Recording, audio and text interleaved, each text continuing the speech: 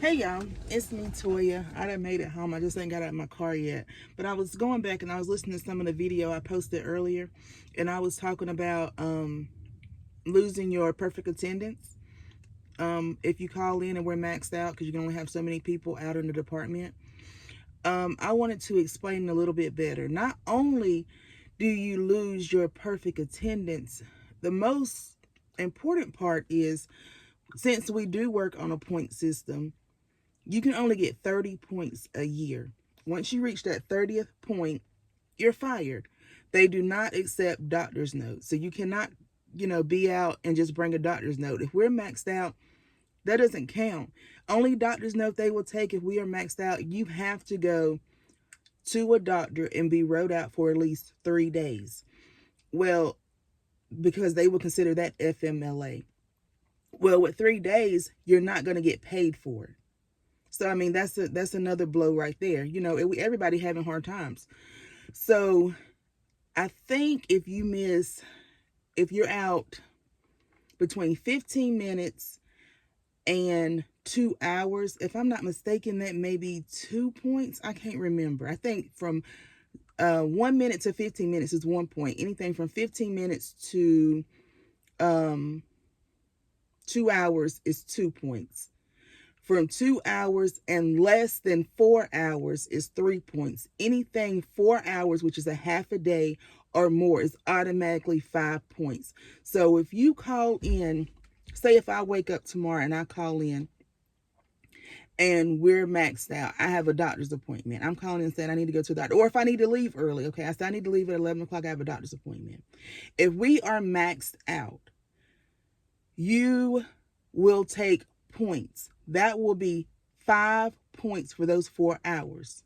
So if you do that 6 times within a year, you're fired. No matter the circumstances. They don't want to hear it. They don't take a doctor's note. You have to go and get on FMLA. So that's what I'm saying. I don't think that's fair. And another thing I wanted to explain is why I say I don't like my job. Whenever the Lord had delivered me from smoking, I used to smoke cigarettes. I smoked for 18 years. In October, He delivered me. I fasted and I prayed. I tried several times before to quit smoking. I could not do it on my own. So in October of 2023, October 2nd to be exact, He delivered me from smoking my cigarette. I smoked my last cigarette. Then I took this job. Prior to that, let me back up, y'all. Prior to that, in 2022 or 2021, it was before my 40th birthday. I wanted to get healthy, so I had lost 40 pounds. So that's gonna make sense when I get a little bit further into this. So I lost 40 pounds in 2021, 2022. I can't remember which one, before my 40th birthday. That was my goal. I wanted to get healthier. Y'all's I achieved that goal. In October of 2023, He delivered me from smoking cigarettes. Okay, I kept that weight off even after quitting smoking. I took this new position in March of 2024. Maybe had gained 10 pounds up and down since quitting smoking, from, you eat more, you don't have that cigarette. But whenever I started my job in the middle of March. Within 2 months, when May came around, my supervisor, I'm sorry, y'all eating the peppermint. My supervisor ended up going out on FMLA to have surgery.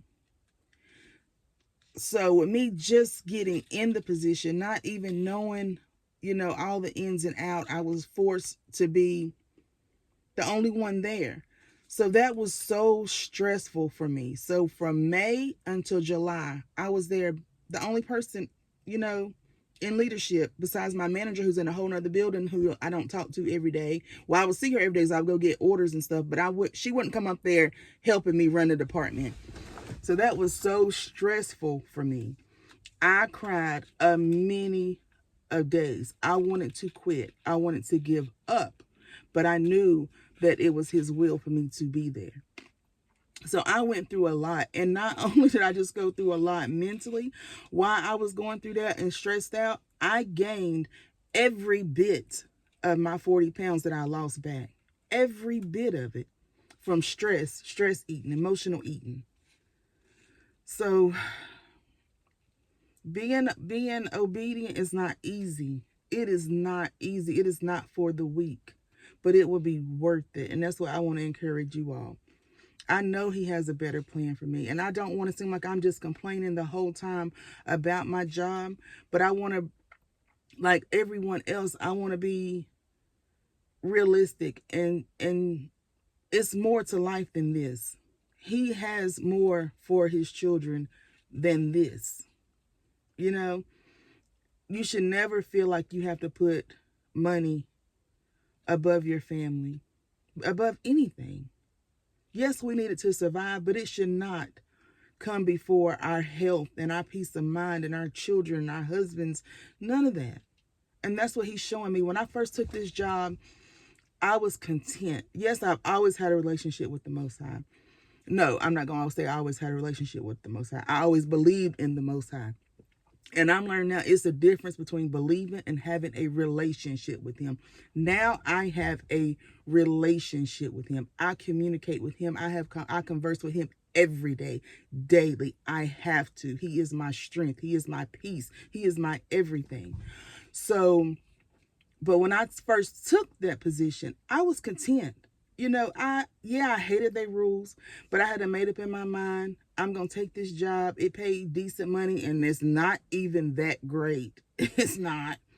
But I made up in my mind, I'm going to take this job, and I'm going to work it until I retire to 62, 65 years old.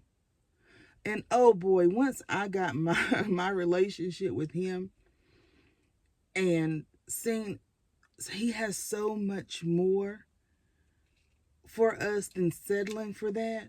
I mean, he really shows you how much he loves you. Oh, excuse me, y'all. Got this pepper in my mouth. And, you know, not that, and it's really nothing that we do to deserve it. What he gives us, what he's showing me is what he gives us is to draw people to him. So people can see, oh, if he did it for little old me, this little girl who come from nothing, who's done been done, what ain't I done? You know? And if he can change her, and if he can do it for her, he can do it for me. But he's showing me greater, because it's not going to fall out of the sky for us. You know, we pray, we believe, and that's what I always say, oh, it's just going to fall out of the sky. That's pretty much. I mean, I wasn't doing anything to put in the effort, because I was just thinking it was just going to happen. And I'm not saying he can't make miracles happen. Yes, he can. But most of the time, you have to put some action behind it. You have to go do what you're saying you believe in him for. And he will open up the doors. He will make a way for you. But that's what I'm learning on this journey right now, that he does have more for me. And it ain't for me. It's for his glory. So that's what I want y'all to keep in mind. Yes, I do say I don't like my job, and that's the God honest truth. But I'm here for a reason. And it's part of my journey. It's part of my growth. It's part of me seeing who he is in my life. You know, that's the main thing. It's bringing me so much closer to him. It's allowing me to hear his voice and know when it's him speaking to me, for me maturing in him, elevation.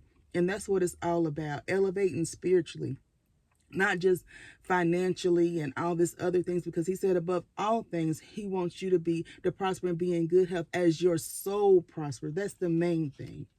So that's what I want to leave y'all with. And I hope y'all stay encouraged. And leave me some comments. Let me know your story. Let me know the journey that you're on. If you have questions for me, leave them down below. I don't mind asking. I mean, of course, some things you want to keep private. You don't get on here and tell your whole life story, all your business. But it's some things that I don't mind sharing, that I hope and I pray that it will help encourage and help y'all grow. But leave me some comments down below, and I'll see y'all on the next one. Bye.